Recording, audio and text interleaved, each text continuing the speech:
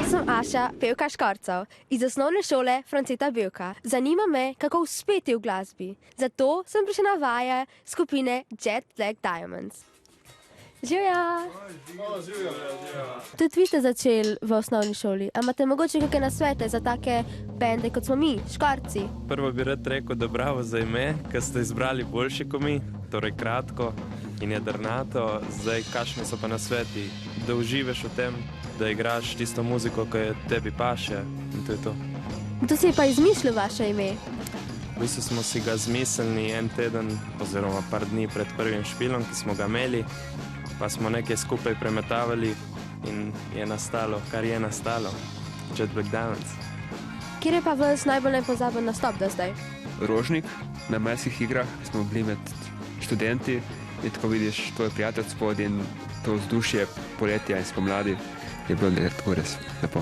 Kako pa nastajajo vaše pesmi? Največkrat je to, da prinesela jaz ali pa Matej neko idejo. Malo probam nekako tisto, kar mi komad sporoča, napisati dobiti neke besede, ki to dobro opišejo, pol pa mi mečemo skupaj te ideje, pa na koncu rata ven komad. Kako se pa obnašate, ko imate tremo na odru, pa jo ste pokazati? Zelo pomembno, da prej dosti zvadiš in da pač veš, kaj igraš, pa na odru, pa sam zaupati v to, kar pač že znaš. Ne razmišljati o tem, da imaš tremo. Coveri ali avtorska glasba? Avtorska glasba. Slovenščina ali angleščina? Slovenščina. Zato, ker je materinščina in jaz nikoli ne bom znal tako dobro angleščine kot znam slovenščina, to je pa dejstvo. Pa tudi čustva so tudi večja, mislim, da v slovenščini. Mislim, bolj se jih čuti, no. Kako se pa vi pripravite na koncerte?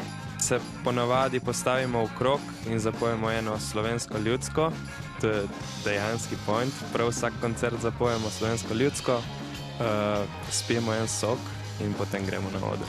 Slovenska muzika je res zakon. Poslušajte Jet Black Diamonds. Ja! Čau, čau. Oh, Magia!